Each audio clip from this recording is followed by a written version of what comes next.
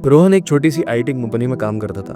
ज़्यादा पैसे तो नहीं कमाता था, लेकिन अपनी बेसिक ज़रूरतें पूरी कर लेता था और थोड़े पैसे बचा भी लेता था। एक दिन उसका एक दोस्त उससे मिलने आया और कहा, रोहन, तू क्रिकेट का फैन है ना? एक ऐप है, एक बार उसे ट्राई कर। बस टीम बनानी होती है और अगर तेरी टीम जीत जाएगी तो तुझे उसके पैसे मिलेंगे। मैंने तो इसमें 10,000 जीते। रोहन को लगा कि एक बार कोशिश करने में क्या जाता है। उसने ऐप डाउनलोड किया और उसे 500 रुपये का साइनिंग बोनस मिला। पहला मैच उसने खेला और सोचो क्या, वो 2,000 जीत गया। उसे लगा कि ये तो सच में कमाल है। आने वाले कुछ हफ्तों में उसने ज्यादा पैसे लगाने शुरू कर दिया। पहले 500, फिर 1000 और धीरे धीरे 5000 तक। लेकिन जैसे जैसे समय बीता, हर मैच के साथ उसका लॉस बढ़ता गया। एक दिन उसने अपनी सैलरी की सारी सेविंग्स को खो दिया और आखिर में लोन लेने की सोची, सिर्फ अपने लॉसेस रिकवर करने के लिए। आज रोहन के ऊपर 5 लाख का लोन है। उसकी फैमिली उससे नाराज है और उसकी मेंटल हेल्थ बर्बाद हो चुकी है। ये सिर्फ रोहन की कहानी नहीं है, ऐसे हजारों लोग हैं जो बेटिंग एप्स के इस ट्रैप में फंसकर अपना सब कुछ खो रहे हैं। आप सोचिए, क्या आपको लगता है कि बेटिंग एप्स एक मस्ती और एंटरटेनमेंट का जरिया है, या फिर ये एक ऐसा ट्रैप है जो धीरे धीरे आपकी फाइनेंशियल और आपकी मेंटल स्टेबिलिटी को छीन लेते हैं? 96 लाख रुपए का कर्ज है तुम्हारे ऊपर। माँ टीचर है, माँ बात नहीं कर रही। क्यों? घर का कोई और लोग? नहीं, रो मत, बिल्कुल रोगे नहीं, बिल्कुल नहीं रोगे। हाँ? आज के डिजिटल युग में बेटिंग एप्स हर जगह फैल रही है। क्रिकेट, फुटबॉल, कबड्डी जैसे स्पोर्ट्स से लेकर ऑनलाइन कसिनोज तक, ये एप्स बेटिंग के हर प्रकार का ऑप्शन देती है। इनका प्रचार इतना ज्यादा होता है कि आपको आईपीएल और वर्ल्ड कप जैसे बड़े टूर्नामेंट्स के दौरान हर दूसरा ऐड में इन एप्स की एडवर्टाइजमेंट दिखती है। इन एप्स के तरीके एकदम सोफिस्टिकेटेड और टारगेट ओरिएंटेड है। सबसे पहला स्टेप होता है ये नए यूजर्स को अट्रैक्ट करते हैं। इसके लिए ये apps free sign up bonus और फर्स्ट डिपॉजिट ऑफर्स का लालच देते हैं। आपको लगता है कि फ्री पैसे से बेट लगाना तो नुकसान की डील नहीं है, लेकिन ये सिर्फ एक शुरुआत होती है। एक बार आप फंस जाएं तो ये एप्स आपको सिस्टम में खींच लेती है। आज इंडिया में बेटिंग एप्स की पॉपुलैरिटी सिर्फ उनके नए यूजर्स के नंबर से नहीं, बल्कि उनके रेवेन्यू मॉडल से भी समझी जा सकती है। रिपोर्ट्स के अनुसार बेटिंग एप्स हर साल करोड़ों रुपए का प्रॉफिट जनरेट करती हैं। लेकिन ये प्रॉफिट आता कहां से है? ये आता है आम आदमी की मेहनत की कमाई से, जो गैम्बलिंग की वजह से बर्बाद हो जाता है। और जो चीजें इन एप्स को और ज्यादा पॉपुलर बनाती है वो है उनका सेलिब्रिटी एंडोर्समेंट्स और मार्केटिंग स्ट्रेटजीज का इस्तेमाल करना। आपने बड़े क्रिकेटर्स, बॉलीवुड स्टार्स और इन्फ्लुएंसर्स को इन एप्स का प्रचार करते देखा होगा। बड़े बड़े क्रिकेटर्स, बॉलीवुड स्टार्स और इन्फ्लुएंसर्स इन एप्स को ब्रांड एम्बेसडर के रूप में ज्वाइन कर लेते हैं और लोग इन एड्स को देखकर आसानी से अट्रैक्ट हो जाते हैं। पर क्या ये सेलिब्रिटीज समझते हैं कि वो क्या प्रमोट कर रहे हैं? ये सिर्फ एक फाइनेंशियल डील के लिए अपने फैंस को एक ऐसे ट्रैप में फंसा देते हैं जो उनकी जिंदगी खत्म कर सकता है। ये आपको लगता है कि अगर आप इन एप्स का यूज करेंगे तो आप भी इन बड़े लोगों की तरह कूल और सक्सेसफुल बनेंगे, लेकिन सच ये है कि ये सिर्फ एक और ट्रैप है जो आपको फंसाने के लिए बनाया गया है। बेटिंग एप्स की दुनिया एक बहुत ही ग्लैमरस जगह लगती है, लेकिन अंदर से ये एक ऐसी मशीन है जो सिर्फ एक काम करती है, लोगों के पैसे खींचना। आपको लगता है कि आप एक फेयर गेम खेल रहे हैं, लेकिन इनका बैकएंड सिस्टम इतना कॉम्प्लेक्स और इतना सोफिस्टिकेटेड होता है कि हर स्टेप पर आपकी साइकोलॉजी का फायदा उठाया जाता है। आइए इसको समझते हैं डिटेल में। सबसे पहले बात करते हैं वेलकम एक्सपीरियंस की। जब आप पहली बार एक बेटिंग ऐप डाउनलोड करते हैं, आपको लगता है कि आप एक एक्सक्लूसिव और एक्साइटिंग प्लेटफॉर्म का इस्तेमाल कर रहे हैं। आप साइन अप करते हैं, फ्री बोनस या वेलकम ऑफर दिया जाता है, जैसे 500 या 1000 का बोनस, जो आप बिना अपने पैसे लगाए यूज कर सकते हैं। एक साइकोलॉजिकल ट्रिक है। आपको लगता है कि आप बिना रिस्क के शुरुआत कर रहे हैं, लेकिन ये सिर्फ एक शुरुआत है आपको इस सिस्टम में खींचने की। उसके बाद इनिशियल विंस का फेज आता है। पहले कुछ बेट्स में आपको जीतने का मौका दिया जाता है। एल्गोरिदम इस तरह से डिजाइन होता है कि आपको लगे कि आपका डिसीजन मेकिंग परफेक्ट है और आप एक प्रो बनते जा रहे हैं। हर जीत के साथ आपके दिमाग में डोपामिन का सर्ज होता है, एक केमिकल जो खुशी और एक्साइटमेंट के एहसास को स्टिमुलेट करता है। आप सोचते हैं कि ये तो आसान है, मैं तो एक्सपर्ट हो गया हूँ, लेकिन यही डोपामिन एडिक्शन की शुरुआत होती है। फिर आता है नियर मिस फिनोमिनन। ये एक साइकोलॉजिकल ट्रिक है जो आपको और ज्यादा बेट्स लगाने के लिए मोटिवेट करता है। जब आप हारते हैं तो आपको लगता है कि आप बहुत क्लोज थे जीतने के।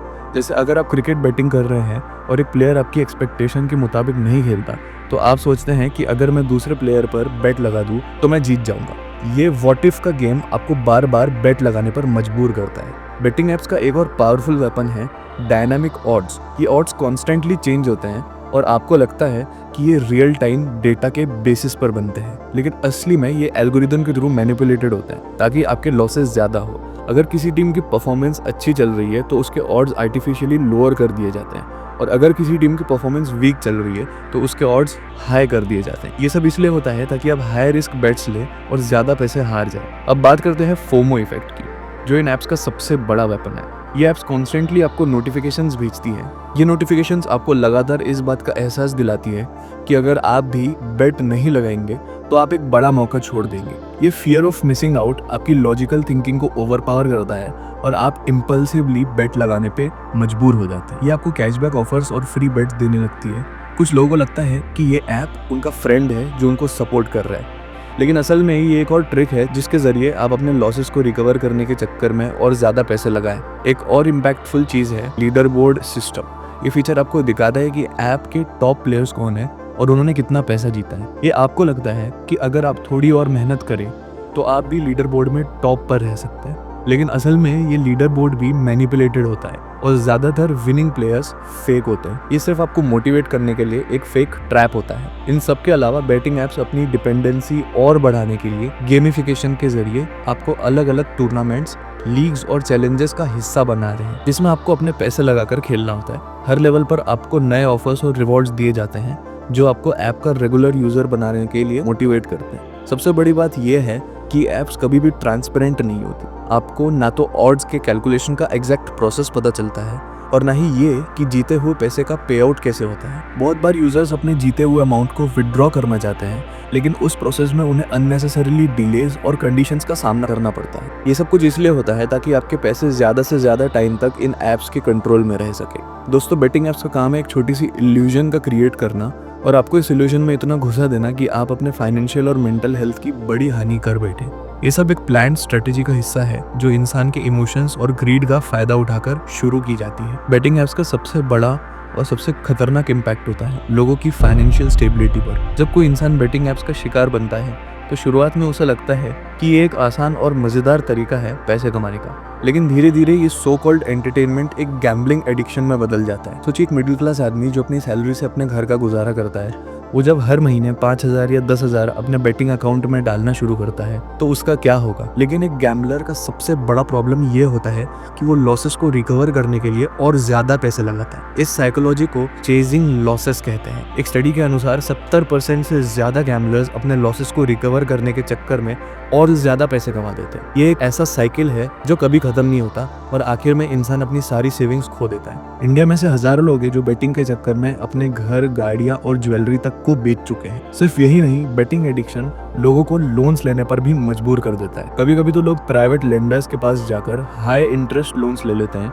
जो उनका फाइनेंशियल प्रेशर और ज्यादा बढ़ा देता है। इस समाज में गैम्बलिंग एडिक्शन का असर और ज्यादा सीरियस है। जब लोग अपनी जॉब या बिजनेस के जरिए पैसा नहीं बचा पाते तो उनका प्रोडक्टिविटी और सेल्फ एस्टीम खत्म हो जाता है। इसका इम्पैक्ट सिर्फ उनकी पर्सनल लाइफ तक ही सीमित नहीं रहता बल्कि सोसाइटी पर भी पड़ता है। उनके कर्ज उनके दोस्तों और रिश्तेदारों पर फाइनेंशियल बोझ बन जाते हैं। और सबसे बड़ी बात, ये प्रॉब्लम सिर्फ उन लोगों तक सीमित नहीं रहती जो बेटिंग करते हैं, उनके आसपास के लोग भी इमोशनल और फाइनेंशियल इम्पैक्ट का शिकार हो जाते हैं। एक बेटिंग एडिक्ट की फैमिली और फ्रेंड्स के साथ जो स्ट्रेस और कॉन्फ्लिक्ट होता है उसका असर सब पर पड़ता है। एक रिसर्च के अनुसार एक गैम्बलिंग एडिक्ट की वजह से उसके फैमिली के मेंबर्स को भी डिप्रेशन और एंजाइटी का सामना करना पड़ा था।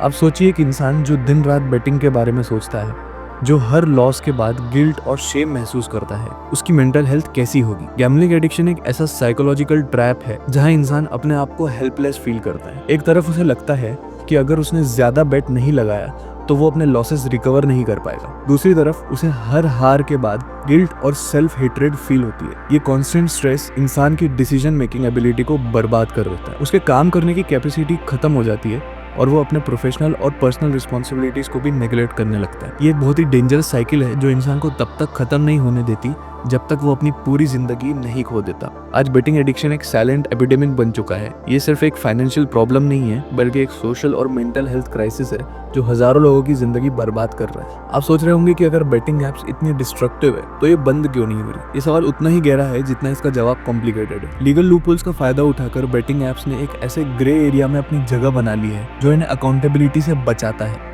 इंडिया में गैम्बलिंग काफी पुरानी समस्या है और इसका उल्लेख ब्रिटिश एरा के टाइम से होता है। पब्लिक गैम्बलिंग एक्ट 1867 के तहत फिजिकल गैम्बलिंग को इलीगल बनाया गया था, लेकिन उस वक्त किसी ने नहीं सोचा था कि ऑनलाइन बेटिंग का भी जमाना आएगा। ऑनलाइन बेटिंग जो कम्प्लीटली वर्चुअल है उनके लिए इस लॉ में कोई प्रोविजन नहीं है। इसका मतलब ये है कि ये ऐप्स लीगली पनिशेबल नहीं, क्योंकि लॉ इन्हें क्लियरली डिफाइन ही नहीं करता है। ये एक लूपहोल है जिसका फायदा इन कंपनीज ने खुलकर उठाया। बहुत सी बेटिंग कंपनीज अपना हेडक्वार्टर इंडिया के बाहर कंट्रीज में रजिस्टर करती है। ये कंट्रीज गैम्बलिंग फ्रेंडली होती है और यहाँ के कानून बेटिंग को पूरा सपोर्ट करते हैं। ये कंपनीज वहाँ से ऑपरेट करके इंडियन यूजर्स को टारगेट करती हैं और ये क्लेम करती हैं कि क्योंकि उनका रजिस्ट्रेशन किसी और देश में है, इसलिए इंडियन कानून उन पर लागू नहीं होता। अगर आप एक बेटिंग ऐप में पैसा लगाते हैं तो वो किसी नॉर्मल ई कॉमर्स पेमेंट की तरह शो नहीं होता है। ये टैक्टिक्स लॉ एनफोर्समेंट एजेंसीज के लिए ट्रैकिंग और मॉनिटरिंग को भी मुश्किल बना देती है। लेकिन बात यही खत्म नहीं होती। ये ऐप्स अपनी मार्केटिंग के लिए भी एक तरह के लीगल लूपहोल का फायदा उठाती है। इंडिया में गैम्बलिंग और बेटिंग का एडवर्टाइजमेंट इलीगल है, लेकिन ये ऐप्स अपने आप को स्किल बेस्ड गेमिंग या फैंटेसी स्पोर्ट्स का टैग देकर प्रमोट करती हैं। ये टैगलाइन इन्हें एक गेम ऑफ स्किल के कैटेगरी में डाल देती है, जो कि इंडियन लॉज के तहत अलाउड है। ये वीडियो इसीलिए है ताकि आप समझ सके कि लीगल लूपहोल्स का फायदा उठाने वाली ये बेटिंग ऐप्स आपकी जिंदगी के लिए कितनी हानिकारक हो सकती है। अब सवाल ये उठता है कि इसका सॉल्यूशन क्या है? क्या बेटिंग ऐप्स के इस डेंजरस साइकिल को रोका जा सकता है?